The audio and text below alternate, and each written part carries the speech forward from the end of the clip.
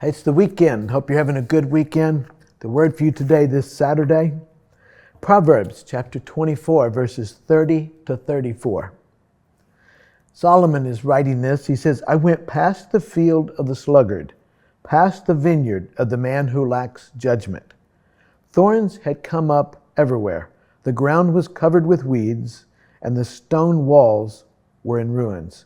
I applied my heart to what I observed and learned a lesson from what I saw. A little sleep, a little slumber, a little folding of the hands to rest, and poverty will come on you like a bandit, and scarcity like an armed man. Solomon's walking by this field, and he noticed it's not being taken care of. The stone walls are falling down. He looks at that, and being the king, he could call somebody to task and either have him arrested or make him get it cleaned up. But instead of criticizing the owner, he internalized it, took a look at it, and he learned from it. You know, God has given us a brain, and he wants us to learn from things. So how can we continue to learn in this world? Some of us think, hey, I'm 60, 70, 80, 90 years old, and I don't have anything else to learn. Oh, really? You've learned it all? No, we can always be learning something. And you know what? That keeps us fresh, keeps us growing. So how do we do it? Well, first is observation. Notice that Solomon looked around and he saw the field wasn't taken care of. He saw the stone walls was falling down.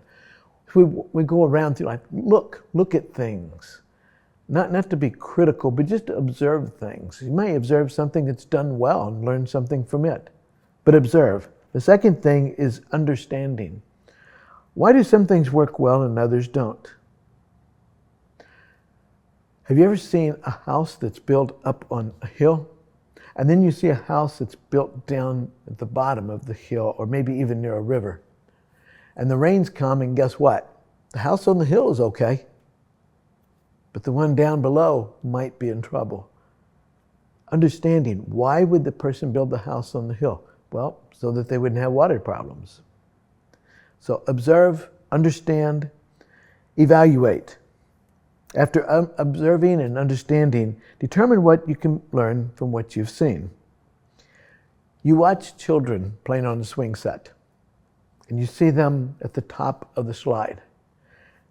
And you see a skateboard at the top of the slide, and you see the child getting ready to stand on top of the skateboard at the top of the slide. Evaluate. Does something need to be done here?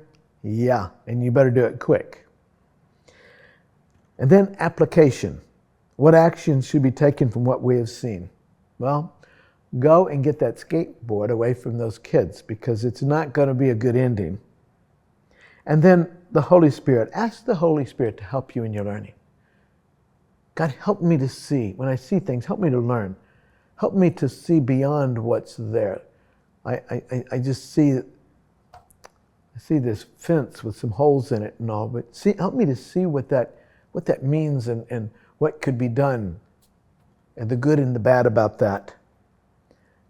God, help me to see things with your eyes. And especially, God, help me to see other people with your eyes. Somebody wrote, I've learned. Here's some really good ones, I think. It says, I've learned that you cannot make someone love you. All you can do is be someone who can be loved.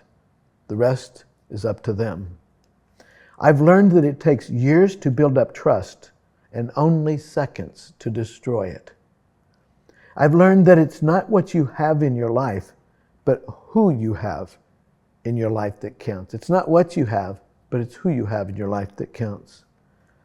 I've learned that you can get by on charm for about 15 minutes.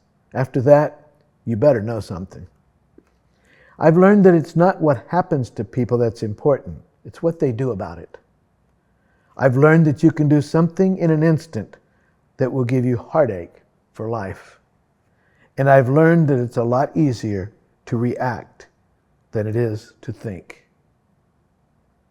Today, learn something. Have a good day.